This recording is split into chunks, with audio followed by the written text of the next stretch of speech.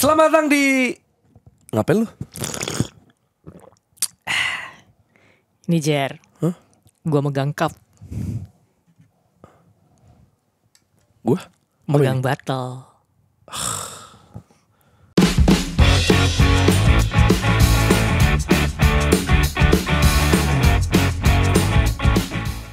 Welcome to Box Football Show. Sebelumnya saya ingin mengucapkan selamat untuk Manchester United yang berhasil meraih gelar juara Piala FA. Seperti law of attraction-nya Tio yang tidak ada hari ini, padahal dia udah bersiap nggak ada untuk kalah. Malah menang. Ternyata ada kejutan di sana. Sudah saya bilang, jangan inferior amat. Tapi terkejut nggak sebenarnya orang-orang? Lo kaget gak? Gue sih nggak nyangka itu. Ada assist dari Gvardiol ya. Gue juga nggak nyangka. Iya. Jadi kayak kalau dari permainannya gue seperti yang udah ditebak sih. United nggak dominan, emang nggak berniat dominan juga, counter attack. Cuman ya gue nggak menyangka bahwa mereka bisa unggul 2-0-nya itu. Kalau kebobolan 2-1 gue nggak masalah sih. Kalau nggak nyangkanya lebih ke nggak nyangka unggul 2-0 ya. Kalau menang tuh masih nyangka. Lu masih nyangka? Masih nyangka dalam artian kayak 40%-an lah. Oh. Gue ngasih City itu 60%. Cuman jauh itu ya. Cuman kan maksudnya ada kemungkinan di cup final tuh main lebih pragmatis gitu kan. Terus kemudian containing City, terus buat nyerang asal nggak over defensif kan gue bilang di episode sebelumnya.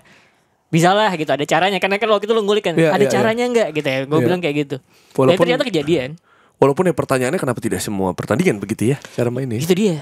Kok ini bisa? Kita bahas lah nanti. Iya kita bahas nanti ya. Kita ini juga gue nggak tahu nih nyangka apa enggak karena H-1 ya, H-1 banget ya. Ada isu, gue nggak tahu isu atau gimana nih. Ten Hag katanya akan di cut. Gimana tuh? Akan di cut, langsung telepon gue main Neos. Gimana itu maksudnya, itu juga lebih mencengangkan gak sih seorang pelatih? Tapi apa emang kayak gitu patternnya? Kalau nggak salah Van Gaal juga waktu abis menang. Sebenarnya emang ada beritanya Ten Hag akan dipecat. Sebenarnya itu wajar, kita itu ada. Cuman yang jadi masalah adalah ada yang ngebocorin ini gitu.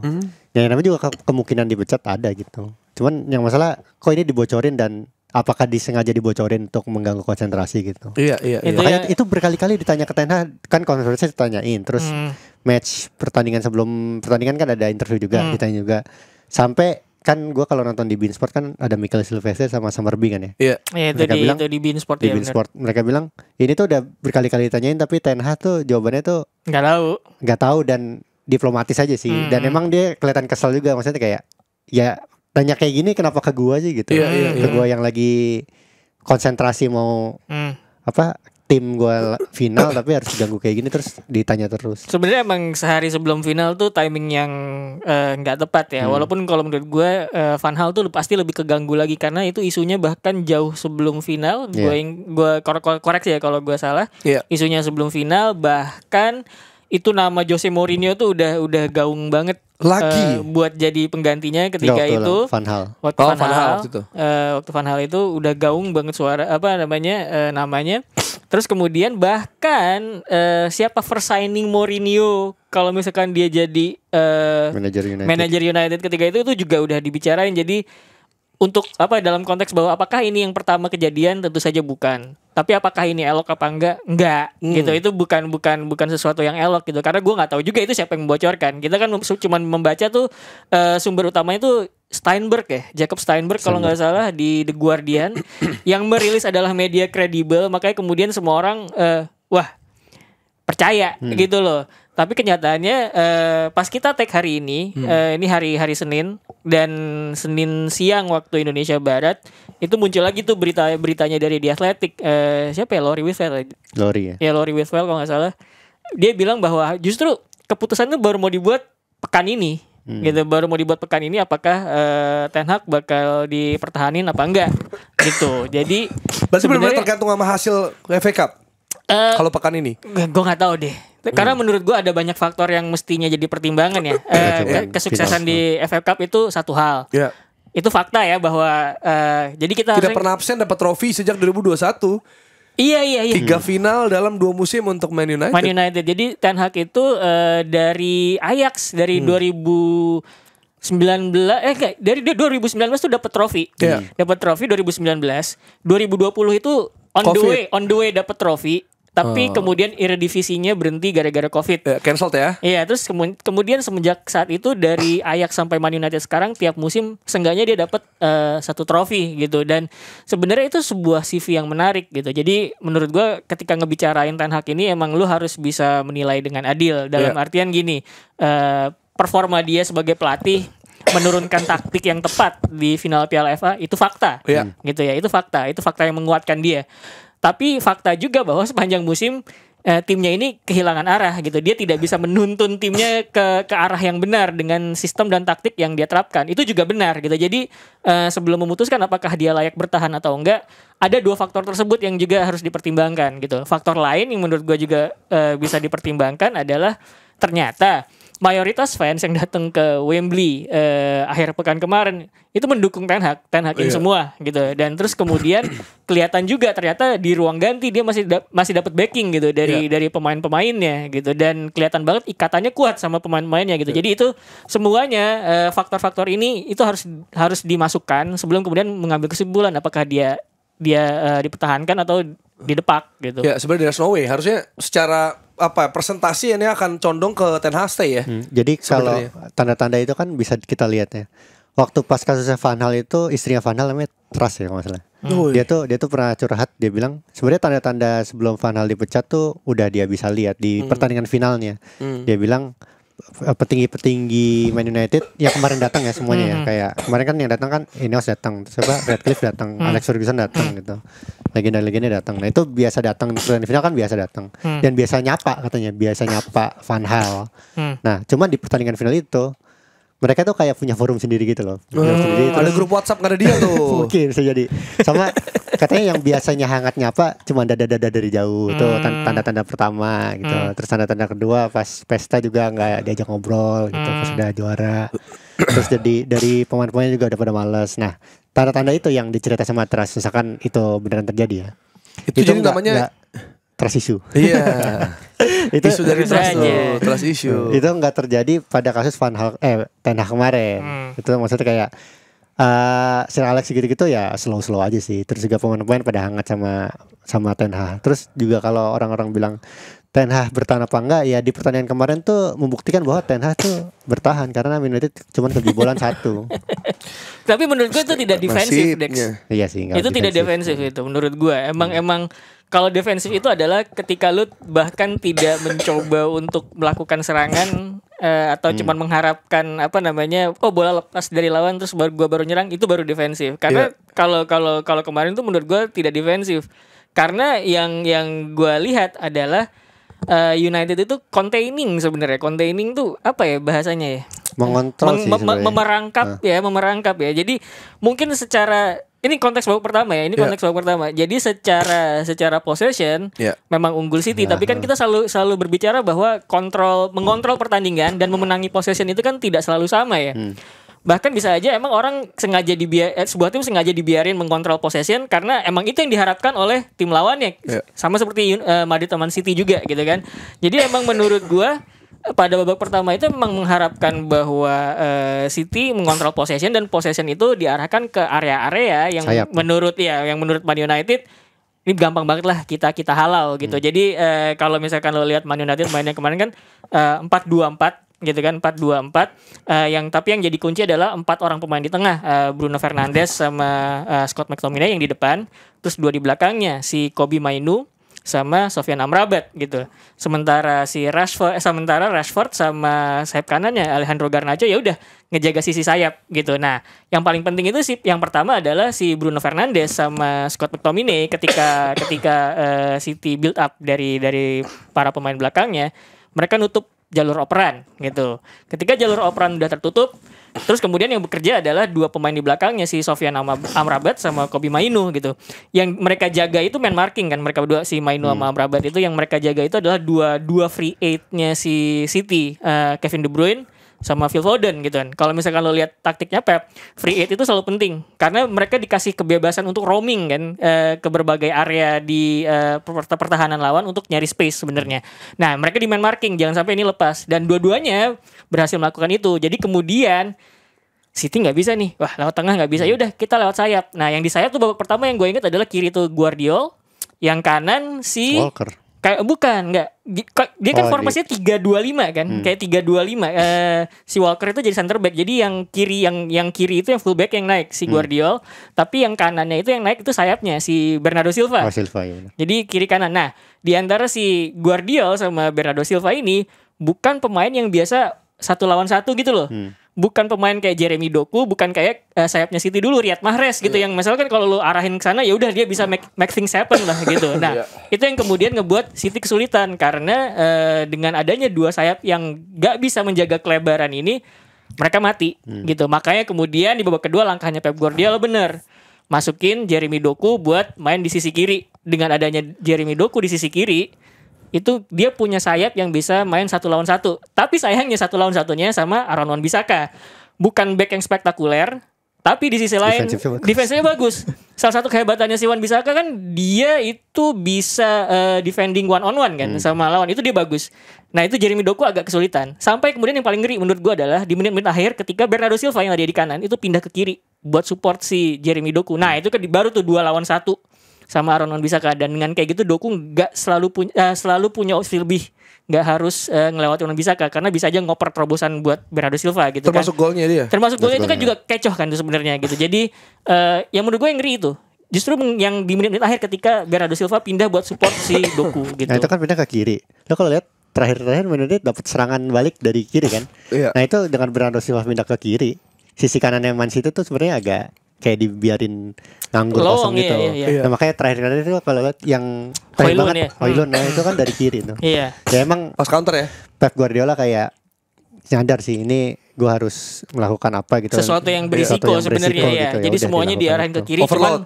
Cuman kanannya tuh kosong. Tapi kan dia bilang game plan-nya juga keliru. Maksudnya apakah ini petandanya memang Ten Hag outsmart Pep di laga kemarin?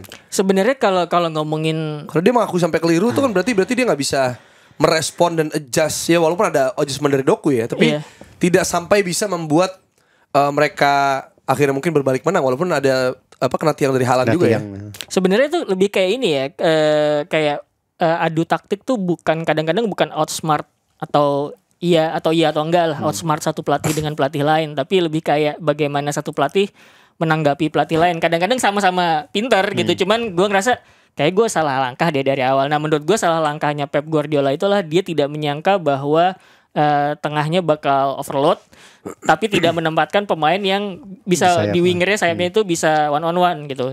Andai misalkan Pep Guardiola nempatinnya dari awal babak 1 itu one on one, dia punya jalan keluar gitu. Walaupun menurut gue sebenarnya ada jalan keluar lagi. Kalau misalkan tengahnya itu udah penuh gitu ya, bisa aja sebenarnya dia narik either Kevin De Bruyne atau Phil Foden itu mundur.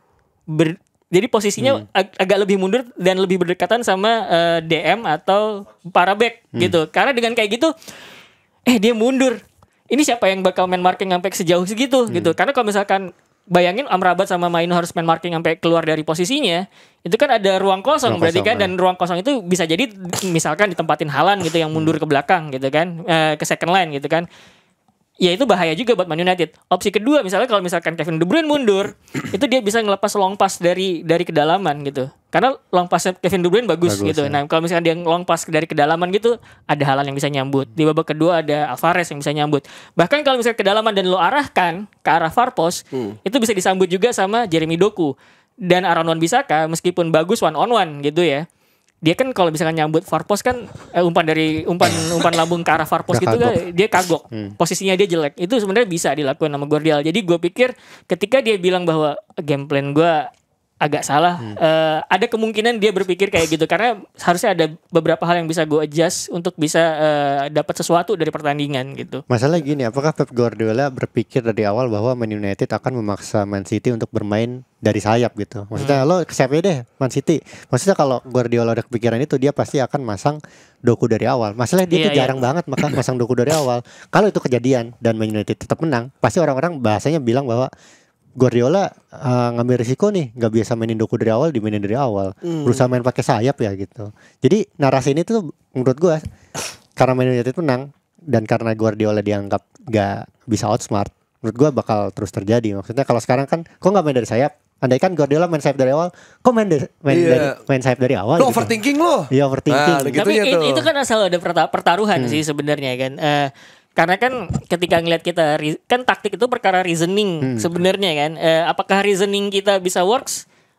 Belum tentu. Karena itu tergantung juga gimana tim lawan ngejawab reasoning kita. Tapi apakah reasoning kita salah? Enggak juga gitu. Jadi proses pertandingan di awal terutama itu adalah agak gambling sebenarnya kan. Kita berusaha menebak lawan akan pakai kayak gimana mainnya gitu kan. Sebenarnya itu lebih harusnya ya itu lebih terbebani untuk Ten Hag sih daripada Man City. Melihat cara main Man City di satu musim ini yang benar-benar dominan dan benar-benar lebih menjanjikan daripada Man United Ten Hag, harusnya itu lebih ke Man United yang punya beban pemikiran kayak gitu. Itu yang pertama. Yang kedua juga gue ngelihat bahwa tadi Rossi pakai kata containing itu menurut gue emang pas sih, karena kita kalau lihat statistik pertandingan dan lihat nonton pertandingan ya, kesannya tuh tim yang lebih bagus itu Man City. Emang tim yang lebih bagus Man City. Tapi Ten Hag sadar juga mungkin tim yang lebih bagus Man City, gimana caranya yang mengkonten tadi itu tuh maksudnya begini ya. Kalau gue bilang Man United mengontrol pertandingan di final itu, pasti orang-orang pada counter kan. Enggak, statistiknya nih City lebih banyak possession gitu. Jadi ngontrolnya itu bukan ngontrol bola, tapi mengontrol lawannya gitu. Oh lo biasa main kayak gitu, bahaya nih. Gimana caranya supaya nggak bahaya? Ya udah gue contain tim gue dari bahaya itu. Gimana caranya? Gue biarkan lo mainnya di sayap aja gitu. Begitu ke tengah, gue bisa halau pakai back gue gitu. Dengan kayak gitu, Man United itu mengontrol pertandingan dengan cara membiarkan Man City dominan. Jadi sebenarnya dominan penguasaan bola ya. Man United menurut lo ya, MU berarti mengarahkan City supaya bermain seperti yang mereka mau. Iya. Gitu. Itu dia. Dan ini kalau kita lihat juga sebenarnya kemarin juga ada ya kejutan mungkin terjadi sejak back pass dan assist dari Gvardiol sebenarnya. Terima kasih. Iya, terima kasih pastinya. Maksudnya ada banyak hal yang terjadi di lapangan gitu ya. Kalau misalnya nyalain Pep gitu kan, Apip kan anti Pep banget nih sekarang nih ya, stand-nya ya. Maksudnya kayak Pepnya. Cuma kan ada kayak ini eksekusi di lapangan itu bukan sesuai yang dia mau gitu. Walaupun maksudnya Gvardiol bagus di Premier League. Gue masukin ke starting 11 gue kata mereka. Ya katanya back kiri terbaik loh. Back kiri terbaik di Premier League. Emang iya. Tadi kan FA satu pertandingan dan ya blunder kayak gitu mungkin aja terjadi sama siapapun loh. Dan semalamnya kan enggak, 2 malam sebelumnya kan mereka habis party juga. Ya, itu 2 malam sebelum final. Bukan seminggu. 3. Enggak mungkin seminggu. Itu hari Nggak nyampe seminggu. Ya itu hangover kali. Tapi itu bener menurut lo itu pemegang pengaruh. Karena kalau gue ngelihat ya itu oke lah kalau mau cocok logi ya udah. Tapi gue merasa bisa jadi memang karena ini loh United dengan Varane dan Licha gitu. Ini dengan skuad yang cenderung lebih sehat. Nah, bisa nih ternyata. Jadi itu, apakah ini valid mereka ngomong kalau ya kita kan masalah cedera. Kalau enggak kita bisa finish lebih tinggi. Itu juga disebut Van Hal 3 kali. 3 kali ya bener di interview pasca pertandingan. Dia nekanin gitu bahwa Van Hal Ten Hag tuh menekankan bahwa ya inilah yang lo dapatkan kalau Man United gue bisa sehat semua pemainnya kayak gitu. Maksudnya lo percaya dong sama gue bahwa yang kemarin terjadi itu adalah gara-gara gue banyak kan kena bencana pemain cedera gitu yang dia curhatin juga, dan emang datanya pas gue lihat juga pemain-pemain yang cederanya emang paling banyak ke 3 ya di tapi kalau itu benar berarti yang salahnya bukan Ten Hag dong. Maksud gue ini sangat layak dipertahankan berarti kan kalau emang masalah cedera sebenarnya itu out of his control. Kalau menurut gue cedera itu berpengaruh karena ketersediaan personel kan. Karena kan ketersediaan personel mempengaruhi juga sama eksekusi gitu kan sebenarnya kayak gitu, opsi kan. Cuman menurut gua sekalipun tidak ada personel yang pas gitu ya. Sebenarnya taktiknya Ten Hag itu juga dipertanyain. Kita kan selalu membahas bagaimana Man United musim ini high pressing tapi low block. Itu kan bukan sebuah strategi atau taktik yang menjanjikan karena ada ruang yang sangat besar di lini tengah gitu. Apalagi dengan personil lo yang sedikit, kenapa lo memainkan taktik dan strategi yang berisiko seperti itu? Akan lebih kan pengen transisi kata Ten Hag. Iya, tapi kan kalau transisi kan sebenarnya kan tidak perlu high pressing dan low block dong, ya kan? Kalau misalkan emang pengen transisi ya lo bisa aja mid block kayak kemarin, iya nggak? Ya kan mid block kayak kemarin terus kemudian counter. Kan terbukti bahwa dengan main mid block lebih rapat dong, tengah depan belakangnya lebih rapat dan banyak area di lini tengah yang tidak bisa dieksploitasi lawan gitu loh. Karena itu sebenarnya yang dipertanyakan. Jadi apakah Ten Hag benar bilang bahwa cedera itu mempengaruhi permainan timnya? Benar, karena memang iya gitu, ketiadaan personil itu bisa memengaruhi eksekusi karena kan ada personel-personel tertentu yang bisa memainkan gaya tertentu, misalkan line breaking passing gitu kayak yang dilakukan Lisandro Martinez dari lini belakang gitu kan. Nggak ada dia, siapa lagi yang bisa kayak gitu? Harry Maguire misalnya, nggak ada dia yang bisa ball carrying dari belakang ke tengah gitu. Jadi ada dua back yang bisa progresi, dan kalau misalkan mereka nggak ada, siapa lagi yang bisa progresi gitu. Misalnya gitu. Itu kan bicara personil. Cuman kalau bicara taktik, ya itu tadi gue bilang, lo udah tahu personel lo nih tipis gitu ya, banyak yang cedera. Kenapa kemudian memainkan pola yang amat sangat berisiko? Menurut gue berisiko karena dengan high pressing dan kemudian low block itu ada ruang yang sangat gede di lini tengah, dan itu lo memaksa pemain lo yang tersisa nih, yang kan udah banyak yang cedera nih, yang tersisa ini lo paksa buat lari kemana-mana gitu. Dan itu kan makin menambah risikonya buat cedera. Itu yang kemudian menurut gue layak dikritik juga dari Ten Hag. Karena kalau menurut gue pikir ini rasional aja. Kalau misalkan emang pemain lo, squad lo udah tipis, berarti kan lo harusnya main agak lebih safe ya. Jangan ngambil risiko yang lebih gede dong. Ya itu dia gitu. Kenapa main yang lebih safe kayak gimana? Emang ada final kemarin lo bisa main mid block, terus kemudian rapetin depan, tengah, belakang. Apakah masih bisa counter? Bisa. Kemarin juga bisa counter.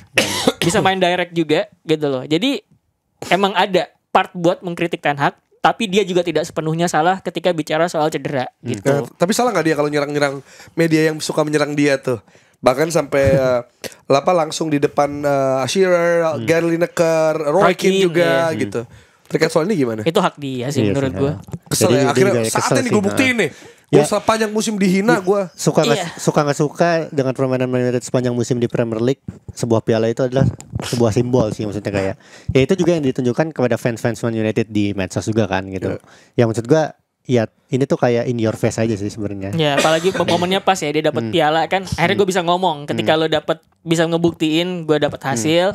Itu emang lo punya hak buat ngomong menurut gue. Piala itu simbol, tapi lo nggak bisa menafikan fakta-fakta bahwa Man United untuk pertama kalinya finish yang paling cupu 8 ya. Untuk pertama kalinya minus bukan plus di goal difference-nya. Terus juga dengan skuad termahal keempat di Premier League.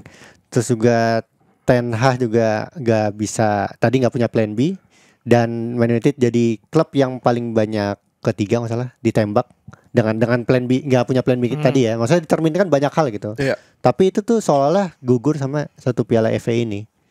Yang kalau kita ingat juga di semifinal pot-potan lawan Coventry City. Maksudnya itu kayak nggak mencerminkan Man United yang juara FA sih menurut gua. Permainan sepanjang musim ini tuh. Jadi ini adalah performance masalahnya. Overall performance menurut gua Ten Hag tuh cupu sebenarnya. Tapi ya kalau lo lihat di akhir musim cuman piala ya bagus. Iya gitu. Itu makanya gue bilang sebenarnya musimnya Man United itu buat gue nggak bisa dibilang berhasil karena kan keberhasilan tuh dilihat sepanjang performa sepanjang musim ya gitu. Bahkan kadang-kadang performa sepanjang musim bagus terus kemudian di ujung gagal dapat trofi sekalipun, trofi satu pun gitu ya, itu juga bisa dibilang gagal. Apalagi yang musimnya sepanjang perjalanan tuh jelek banget performanya gitu. Jadi menurut gue emang trofi Piala FA itu saving grace gue bilang, kayak penyelamat muka aja gitu. Setelah banyak yang banding-bandingin nih sekarang, ya kan? Musimnya lebih baik mana antara Man United dengan piala atau Arsenal dengan runner up lagi gitu, dengan Community Shield yang kemarin rame juga di sosmed ya, karena gue sempat nge-tweet juga Community Shield. Gue sih bilang ini pre-season, tapi ada yang bilang ini trofi major, yang mana juga memang di websitenya MU Major Trophies 21 Community Shield. Dan juga Liverpool juga kan pas dapat Community Shield dia nge-post resmi lah, this is trophy that club won gitu-gitu. Ini menurut gue tuh sebenarnya ada perbedaan persepsi antara fans dan klub ya. Menurut gue klub itu akan selalu punya narasi untuk membesarkan diri mereka sendiri, gitu. Itu akan selalu ada. Nggak apa-apa, karena kan gue lihat kemarin juga Arsenal juga bilang kita punya legacy di Piala FA karena masih yang terbanyak 14 trofi kan gitu. Tiap klub pasti akan punya narasi seperti itu untuk membesarkan diri mereka gitu. Dan menurut gue ya silakan, hak masing-masing gitu kan. Terlebih sebenarnya Man United terbanyak Community Shield 21 kalau nggak salah. 21, makanya kemudian itu cara yang bagus buat ngegede-gedein diri mereka. Cuman nggak, itu bandingannya itu soalnya, maksudnya Arsenal 0 trofi nih dibanding Man United. Terus fans Arsenal akan counter, loh gue dapat kok Community Shield, gitu kan. Walaupun ada juga yang itu kan Community Shield, pre-season turnamen gitu. Betul, apalagi kalau gue juga ngomong, gue nggak ngebanggain Community Shield ya, sekalipun itu kalian City, karena gue tahu betul Arsenal dapat Community Shield itu hibah dari City.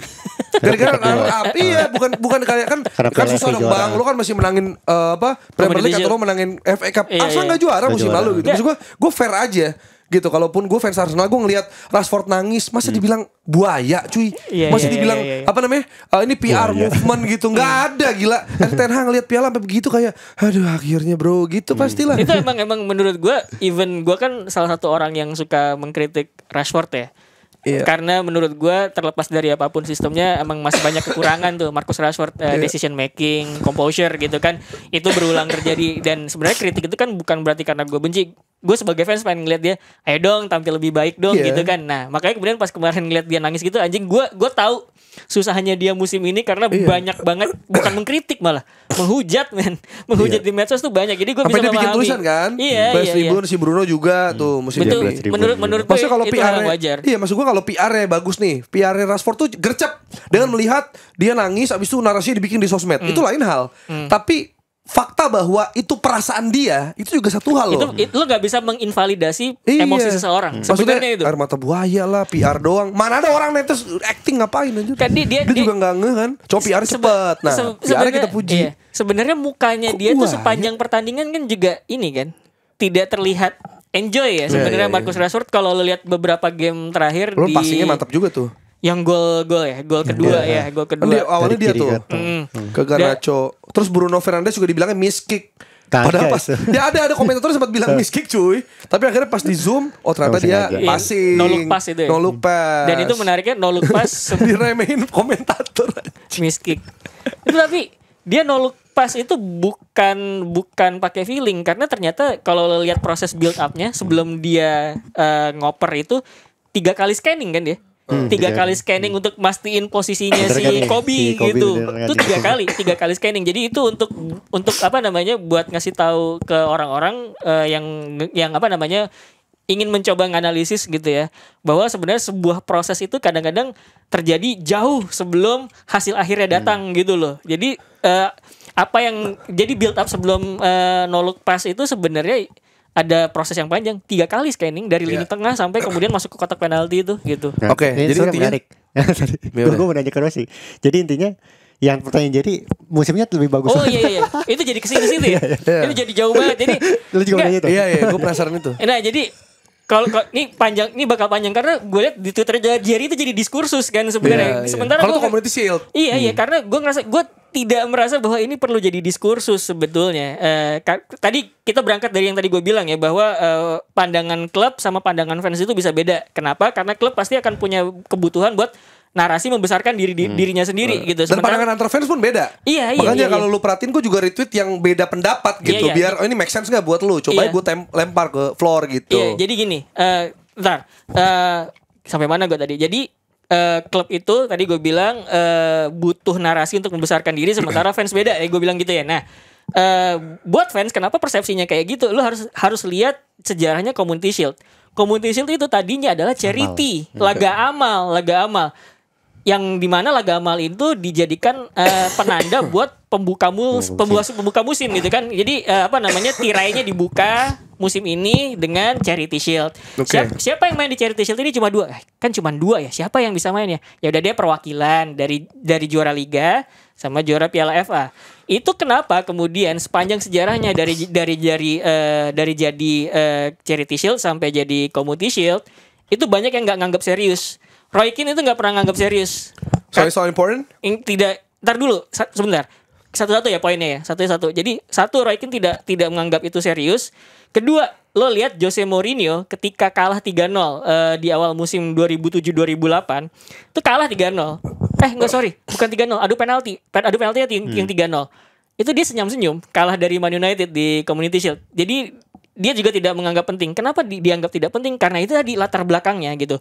Yang gue lihat perdebatan lo di Twitter itu kan salah satunya lo quote retweet teman gue tuh, si Reza Deko, teman gue di Detik gitu. Si Reza kalau nggak salah bilang gitu kan, buktinya di Italia sama Spanyol juara Supercoppa sama Supercoppa Italia tuh heboh-heboh aja kok. Karena kan buat sampai ke situ either lo harus jadi juara liga atau juara juara cupnya gitu kan. Nah, cuman konteks sejarah pendirian kompetisinya itu berbeda gitu. Jadi lu nggak bisa langsung menyamakan begitu aja gitu.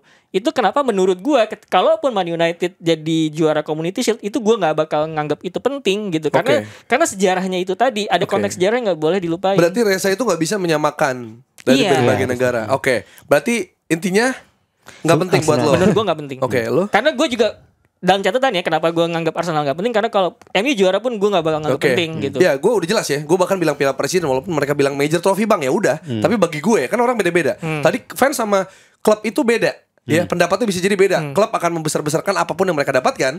Kalau fans ini penting nggak penting. Jadi saat Major Trophy itu Major Trophy itu satu hal, satu lagi adalah bisa dibanggakan atau enggak itu satu hal lain.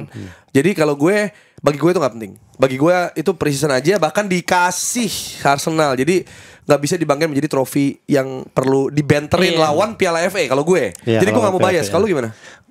Community Shield bukan trofi yang penting.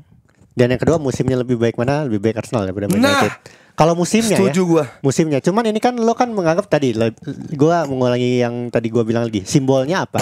Sebuah musim berhasil itu trofi gitu. Trofinya yang dapat siapa? Man United, Piala FA.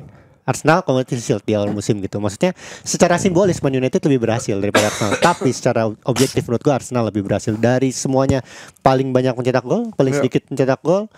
Pemain-pemainnya bagus. William Saliba sama Gabriel dibilang duet yang lebih bagus. Ferdinand Vidic. Terus juga bahkan Vidic sendiri bilang loh, gue ada rekaman itu. Kiper terbaik yang bisa two horses sama City sampai terakhir gitu. Maksudnya semuanya udah ada di depan mata lo gitu. Dan lo bilang kalah sama Piala FA ya nggak masalah. Menurut gue secara simbolis kalah. Nah, tapi secara objektif, secara overall menurut gue Arsenal. Menurut gue kalau ngomongin secara objektif lo harus berani bilang bahwa Arsenal gagal juara. Tapi kan musimnya bagus sama bagus. Kalau musimnya bagus. Ya MU gagal nggak menurut lo? MU gagal nggak? Kan gue udah bilang musimnya MU gagal. Oke, berarti sama-sama gagal. Mana yang gagalnya lebih better? Pertanyaan itu kan berarti. Iya dong. Dapat trofi. Nah, berarti menurut lo musimnya MU lebih berhasil, lebih baik. Bukan, gue nggak mau menggunakan kata berhasil karena lebih baik. Nggak, ntar dulu. Gue nggak mau menggunakan kata berhasil karena dengan menyelamatkan kata berhasil orang akan menganggap bahwa ini sukses, gitu segala macam. Mana yang gagal lebih baik? Nggak, ntar dulu. Bukan kita butuh jawaban lo nih Ros, ya nggak guys? Nggak, sorry. Ini gue nggak ngebantah. Cuman gue butuh waktu untuk menyusun poin demi poin. Jadi sorry kalau motong. Jadi menurut gue kenapa gue nggak bakal mencoba untuk menggunakan kata berhasil karena orang akan nganggap langsung kan bahasa tuh bisa digunakan buat politik ya. Jadi hati-hati sama penggunaan bahasa. Jadi gue nggak bakal menggunakan kata berhasil. Gue sudah bilang bahwa Arsenal gagal. Kenapa gagal? Karena ya udah gagal dapet trofi. Ya udah terima aja. Jangan jeri sama kegagalan. Man United gagal nggak? Ya gagal. Tadi kan gue udah bilang gitu. Buktinya sepanjang musim nggak konsisten. Itu nggak bisa dibilang berhasil. Itu gagal. Cuman pada akhirnya mereka dapat trofi. Siapakah musimnya yang kelihatan lebih baik? Menurut gue Man United karena dapat trofi. Gitu. Siapa yang musimnya kelihatan lebih baik? Menurut gue Man United. Iya, kelihatan lebih baik itu Man United. Dan ini objektif ya menurut gue ya gitu. Tapi tadi gue bilang secara simbolis ya Man United lebih baik kelihatan karena ada trofi. Tapi kan gue kalau ngelihat secara simbolis objektif coba geser. Menurut lu pribadi. Iya, menurut lu. Kalau gue harus terserah lu mau gini. Lu mau pakai pisau analisisnya itu dari objektif kayak mau dari dari simbolis terserah. Bagi lu pribadi, Dexter Niza, Rossi Vinsa. Bagi Gerard Vino, Arsenal lebih berhasil daripada Manchester United. Kalau menurut gue subjektif juga ya. Ya terserah. Tetap Man United karena bisa menyelamatkan muka. Lo? Arsenal. Menyelamatkan muka itu penting sebenarnya karena lu punya bragging rights. Bragging rights is always important. Itu penting juga ya buat fans juga. Maksudnya kan ini kan kita kalau lagi debat di medsos kan kita nggak tahu siapa yang menang siapa yang kalah gitu kan. Nah menurut gue yang menang itu harusnya kebanyakan adalah fans Man United karena bragging rights-nya itu tadi adalah simbolnya piala. Karena even ketika dalam kondisi tersusah sekalipun lu masih bisa keluar dari sebuah kesulitan. Lu bayangin ya kesulitannya tuh bukan cuman ngelihat timnya main tapi diledekin habis-habisan sepanjang musim. Ini gitu. Juventusnya Allegri banget nih ya. Iya. Akhirnya tetap juara juga kan. Terlepas dari apapun yang orang bilang. Menurut gue dapat kredit lah sedikit kredit sedikit banget. Oke. Semoga Pep Guardiola cepat cabut dari City ya. Katanya terakhir musim terakhir besok ya. 2 musim lagi juaranya. Cuman kalau misalkan biasanya ada tim yang bilang bahwa pelatihnya bakal cabut Liverpool ya. Yang bakal taking advantage Man United biasanya, Cel. Ya kita lihat. Tapi kan musim depan target gue udah juara. Ya, aman aja. Ini masih sesuai track gue kok. Kalau nonton dari awal box to box, dari dengerin dari zaman podcast sampai sekarang. Kayak gue tuh proyeksinya udah jelas. Kalau misal ini bakal luar biasa kalau tiba-tiba Man United duluan yang jadi juara Liga Inggris tuh kayak, walaupun trajektorinya tidak memperlihatkan seperti itu ya. Tapi kan we never know kan. Kan trajektori di Piala FA juga nggak tahu MU yang juara. Kalau sama Coventry susah payah ya. Tapi ngomongin soal gagal. Iya kan? Nih buat lu. Leeds United punya kesempatan untuk promosi langsung tanpa playoff. Tapi hasil imbang yang berentet membuat mereka kesulitan. Bahkan udah masuk final lawan Southampton. Ternyata Adam Armstrong yang tangannya bikin dia Armstrong. Ada masalah tangannya kuat. Iya, gimana tuh Dex? Jadi kalau Leeds tuh punya sejarah buruk emang sama final playoff ya. 6 kali final playoff, 6-6-nya gagal gitu. Itu yang pertama. Oh iya.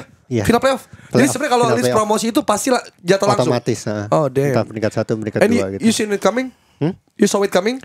Gue kalau lihat dari pertandingan, kan gue kan nonton kalau Championship susah ya. Jadi ya mohon maaf nih ilegal gitu. Pertandingan Championship tertentu tuh gue nonton, dan gue tuh biasanya nonton lawan Southampton, Leicester, sama lawan gue lupa, bukan Ipswich, gue lupa satu lagi. Karena gue tahu itu tim-tim kuat gitu, tim-tim kuat yang harus gue monitor. Nah Leeds United itu tuh musim ini 2 kali kalah sama Southampton sebelum final ini, jadi di double gitu. Kemarin tuh kalah dengan cara yang sama lagi gitu. Mereka defensive line-nya nggak bisa mengkonten. Tadi kalau Man United konten itu nggak bisa mengatasi serangan Southampton dengan cair gitu. Nah itu, tapi kalau soal gagal apa enggak, dari awal Daniel Farke membesut Leeds United emang ditargetin sama manajemennya bukan musim pertama untuk promosi. Walaupun sudah jadi ya? sebenarnya ini bukan kegagalan. Jadi overachieve menurut lo? Sama musim lalu. Cuman gue ngelihat, kalau kan gue merhatiin Championship, nggak ada tim yang main lebih entertaining daripada Ipswich dan Leeds United menurut gua. Bahkan Leicester pun kalah sebenarnya. Kalah entertaining gitu. Jadi gua ngerasa sebenarnya gagal sih sebenarnya musim ini. Malah menurut gua Southampton tuh lebih entertaining. Di pertandingan kemarin iya. Kalau pertandingan kemarin karena kan kalau lo ngebiasa, kita kan udah kemarin sempat ngebahas ya bahwa divisi championshipnya Premier League ya, divisi championship Premier League gimana coba? Divisi championshipnya Liga Inggris gitu menurut gua belakangan tuh udah naik level karena udah banyak banget pemain yang dicari dari situ, pelatih yang dicari dari situ.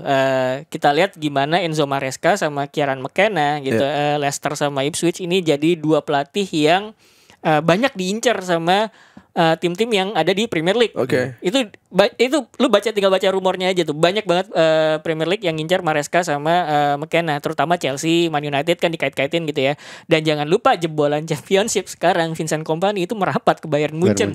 Gitu loh. Jadi emang kayak apa ya? Kayak semacam kawah Chandra di muka gitu ya untuk pelatih-pelatih yang mungkin belum dapat kesempatan di level atas tapi pengen ngetes filosofinya gitu. Itu sekarang banyak banget di Championship. Nah, tadi kita udah nyebut McKenna, terus kemudian Enzo Maresca. Southampton tuh si Russell Martin juga gitu. Itu cara mainnya agak mirip sama Pep Guardiola. Yang nggak lolos kayak misalkan Corberan, kemudian Michael Carrick itu juga masih ada di Championship gitu. Wayne Rooney gue nggak ngarep sih. Karena derbynya juga tidak impresif gitu. Birmingham dia terakhir yang bikin degradasi itu Birmingham. Ya gue nggak ngelihat gimana di Birmingham, tapi di derbynya tidak terlalu impresif. Emang cara mainnya ya gitu. Sekarang jadi Plymouth sekarang. Plymouth Argyle gitu kalau nggak salah. Plymouth Argyle. Tapi balik lagi ke Leeds, gue ngerasa ini kenapa musimnya gagal juga karena musim depan itu bakal berat banget buat Leeds gara-gara ini nih tempat kita nih PSR. Jadi kan Leeds tuh kan salah satu skuad yang masih punya apa ya? Punya warisan pemain-pemain mahal kan. Kayak Summerfield, bahkan yang sekarang lagi dipinjemin Robin Koch gitu-gitu tuh mahal gitu. Jadi musim depan tuh bakalan berat banget buat Leeds ngejual-jualin pemain mereka gitu. Karena ya secara PSR tuh apa sih ininya, lupa gue ininya. Bukan pabrik suara. Ini regulasinya apa ya? Ya pokoknya secara PSR tuh Leeds itu udah rugi gitu. Jadi harus menyikapi itu sehingga ya jual-jualin pemainnya. Gua bakal lihat cara mainnya bakal sama, tapi pemain-pemainnya pasti jauh lebih jelek dari yang musim ini. Jadi bakal makin berat justru malah untuk promosi. Sebenarnya. Jadi this is the moment sebenarnya. That was the moment. Iya. Dan kalau kita geser ke Italia, Thiago Motta resmi ke Juve dan pembenahan udah dilakuin. Langkah pertamanya adalah membeli Michel Di Gregorio dari Monza. Ini salah satu kiper yang menarik perhatian ya di Italia. Iya kan? Terbaik Serie A ya? Emang iya? Kemarin dapat gelar kiper terbaik Serie A. Kemarin sih gue cuma liat nomininya juga gitu ya. Tapi nomini yang cukup aneh ya, karena menurut gue kalau salah Dusan Vlahovic menang striker terbaik. Lautaro Martinez nggak ada di nominasi, aneh. Menurut gue aneh. Tapi gue nggak tahu, mungkin kalau fans Juve atau fans Serie A ada pembelaannya. Gue sih aneh ya dari beberapa nominasi ya. Maksudnya kalau kayak siapa Belanova gitu masih make sense lah masuk, cuma aneh lah. Gitu. Jadi Juve bersama Motta, apakah ini adalah sosok yang sepertinya bisa membawa Juve lebih tinggi? Kemarin tuh banyak yang lucu ketika flanker itu mempublish thread di Twitter soal gimana cara bermainnya Thiago Motta, filosofi taktiknya seperti apa. Bolonya ya. Iya, di Bolonya. Nah, itu kemudian banyak yang inilah akun-akun Juventus tuh lucu-lucu sebenarnya. Banyak yang komen bahwa ayo coba tebak-tebakan berapa bulan sampai Thiago Motta nggak tahan karena pemain-pemain ini nggak bisa dilatih. Apa yang bikin nggak tahan tapi harus pemainnya manajemennya apa gimana? Nggak tahu. Kalau ngeliat tweet-tweetnya tuh lebih kayaknya mereka nggak yakin ini pemain nggak bakal bisa kayaknya dikasih taktik modern kayak Thiago Motta. Jadi makanya terus kemudian mereka ngelucu ya, menertawai diri sendiri dengan cara bahwa coba tebak berapa lama Thiago Motta bakal tahan sama pemain-pemain ini gitu. Itu lucu banget. Jadi emang menurut gue apakah Thiago Motta bakal works atau enggak, itu dia perlu dibantu sama manajemennya untuk mendatangkan pemain-pemain yang emang bisa masuk ke skemanya dia. Iya, gitu. iya. Karena target minimal pasti kembali jadi juara Serie A ya. Itu dulu ya. Maksud gue kalau di Champions mungkin masih ada. Iya. Iya, masih belum tahu gitu, masih ada gap di sana. Sedangkan bagi Xabi Alonso di Jerman mendapatkan double ya setelah kalah sama Gasperini. Baju asik juga. Baju asik nih. Somet. Oh asik ya kan. Nah mereka kalah 1-0 melalui gol Granit Xhaka. Terima kasih sudah, jangan banding-bandingkan. Kalau dari Arsenal juara, ada banyak tim kayak gitu kok, pemain kayak gitu ada banyak kok. Yang juara setelah cabut, jangan berlebihan. Kebetulan aja itu ya. Dan ini kan pertanyaannya Leverkusen mau ngincar siapa? Tapi sebenarnya pertanyaan lebih besarnya adalah pemain Leverkusen diincar siapa? Gitu. Ya kan kalau gue ditakut-takutin Adiani bahwa Saliba akan ditawar Real Madrid, ya kan? Leverkusen juga berhak panik dong. Buat Leverkusen, ya gue kan udah bilang buat Leverkusen naik level ke lolos ke Liga Champions itu adalah jualan yang menarik buat pemainnya untuk gak pindah. Karena gue masih di taktik yang sama, dengan pelatih yang sama, dengan exposure yang sama di Liga Champions yang lebih menjanjikan. Kenapa gue harus pindah? Ya cuman pertanyaannya, soalnya duitnya lebih gede. Ya tapi kan pasti ada kayak gini loh. Dulu pas zamannya Leicester gitu kan, Madison sama Jamie Vardy itu kan juga digoda kayak maksudnya lu kapan lagi nih? Ayo nyesel kan lu ntar nih kalau nggak ambil gitu. Nah Madison akhirnya pindah walaupun baru 2 musim.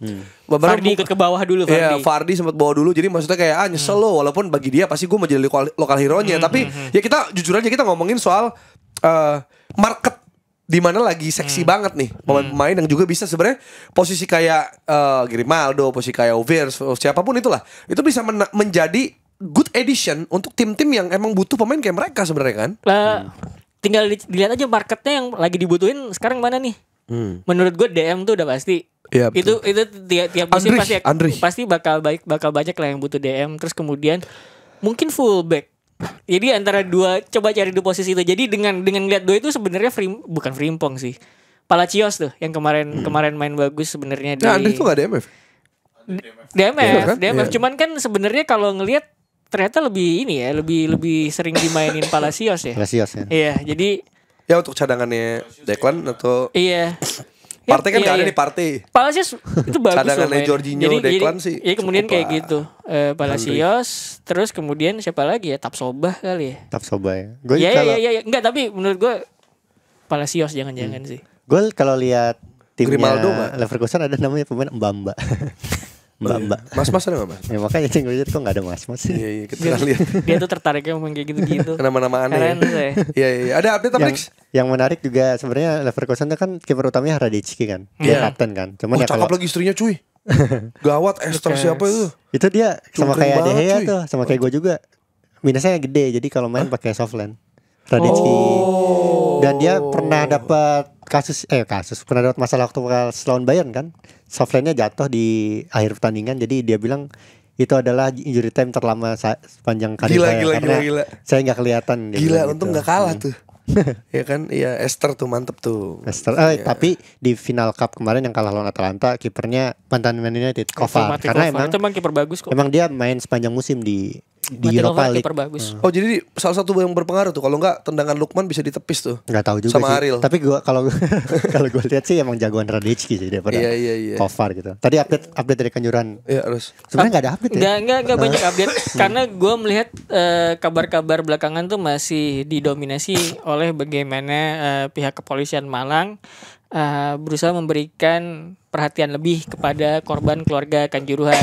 Menurut gue yang kayak yang gue bilang itu nggak apa-apa, silakan. Cuman kan tetap apa yang diharapkan adalah pengusutan tuntas gitu. Iya. Tapi kalau update dari Inter Nusantara berhasil mengalahkan Naija United 2-0, memutus catatan 7 laga tanpa kemenangan. Bukan ada 2 game ya? Mereka 2 game sempat imbang. Lawan Bondai 2-2, lawan Naija 2-0. Baru menang tuh. Apa yang mempengaruhi faktor-faktor pentingnya tuh?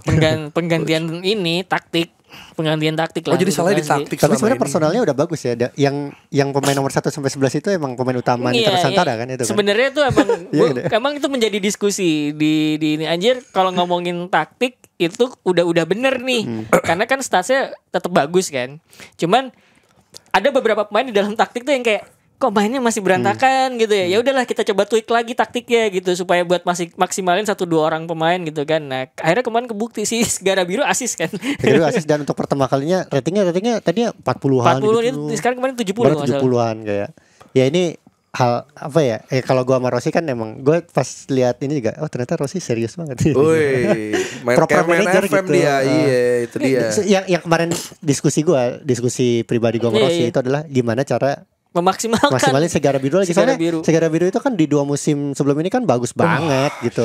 Tapi di musim ini setelah Rossi jadi manajer kok ratingnya gak cocok kali dia sama pelatihnya. Itu kemarin tuh. Tapi kalau misalkan makanya yang kemudian jadi ini yang jadi perdebatan kemudian Sancho kali dia Segara Biru. Lu Tenha lu. Dia harus dimainin ini. Jadi cara gue ngubahnya adalah beneran jadi winger konvensional gitu. Sancho fix. Enggak dong. Sancho kan bukan winger. Maksudnya winger posisi. Enggak. Bisa juga lah. Jadi kemarin tuh yang gue perdebatin, tapi Dex sebenarnya ini cara mainnya nggak salah. Karena kalau nggak salah kalau ngeliat statistik gitu ya, final third entries, XG, terus kemudian jumlah shot segala macam, emang semuanya tuh kemudian sampai ke kesimpulan bahwa finishingnya jelek gitu. Makanya ketika ada Bas Holsing baru lebih works gitu. Bas Holsing tuh. Iya, lebih works gitu. Jadi bungkus juga nih. Terus kemudian bungkus di Bondi sekarang. Udah pindah ke Bondi. Makanya kemarin kan Segara Biru Bas Holsing tukeran baju sama Butkus kan. Iya, deng. Gitu. Makanya kemudian pas ngeliat udah bener nih, emang butuh finishing yang lebih baik. Terus kemudian kemarin yang jadi ini persoalan juga sama ini sebenarnya, meskipun secara tim mainnya bagus, ternyata beberapa individu tuh ratingnya jelek gitu. Jadi kita maksimalinnya gimana? Ya udah deh, cara mainnya masih sama tapi kemudian formasinya kita tweak. Nah, sebenarnya Jar, untuk ANF ya, ada cara gimana fans tuh bisa berkontribusi kepada timnya sih. Gimana tuh? Jadi kan pemain-pemain ini kan bisa dilatih sama fansnya gitu. Lo kalau punya kartu pemain Inter Nusantara itu bisa lo latih.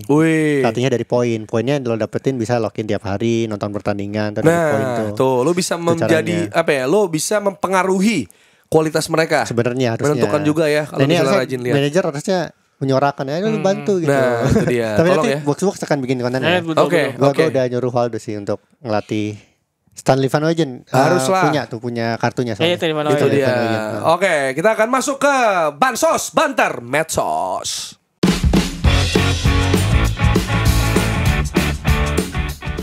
Bansos Banter Medsos. Yang pertama ada William Hill yang ngepost. Wah, ini agak memancing isu ini kayaknya nih.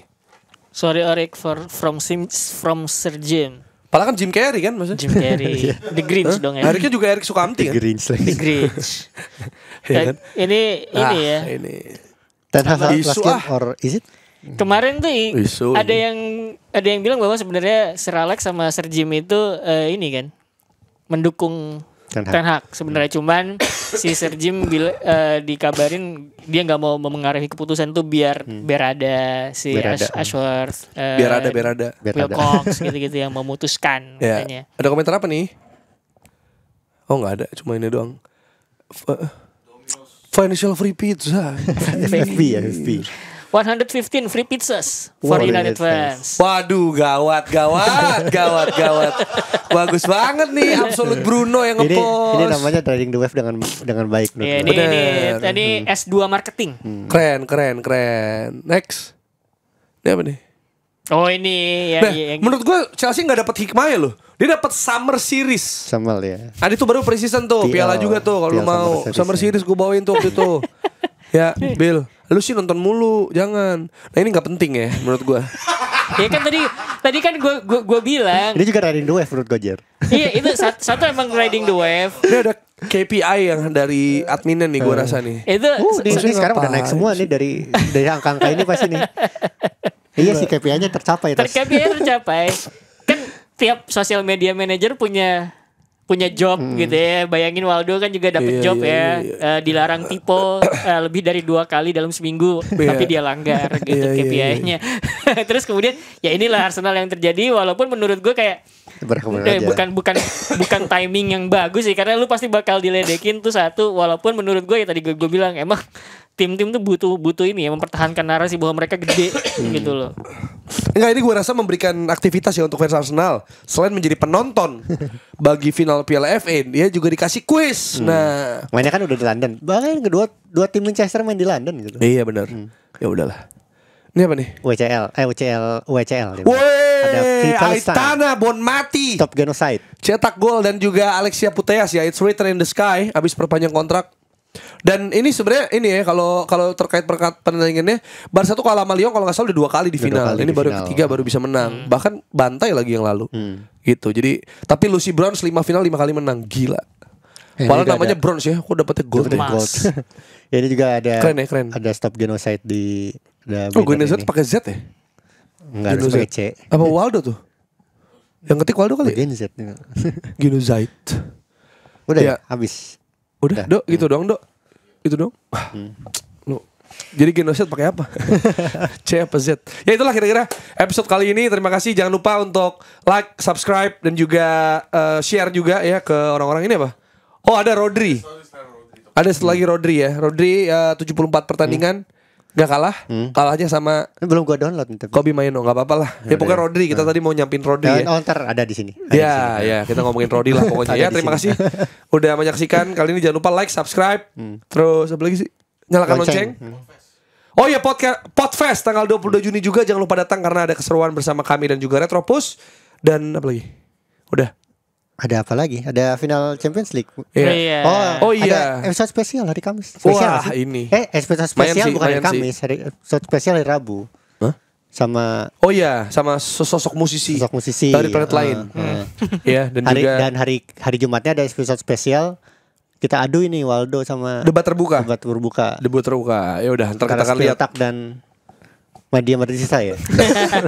Oh iya, wakili media dia. Derby romantisme. Iya, antara pilih Royce atau Cross. Nah, itu dia. Kita lihat ya apakah Waldo akan menjilat kalimatnya sendiri ya kan. Ya, terima kasih udah menyaksikan. Standar namanya. Iya benar. Terima kasih udah menyaksikan. Mohon maaf kalau ada ketidaknyamanan karena batuk lalu flu lalu nafas. Semoga kita semua sehat ya. Amin. Kita semua sehat, semua dilancarkan dan Amin. sampai ketemu di episode selanjutnya dari Box to Box Football Show.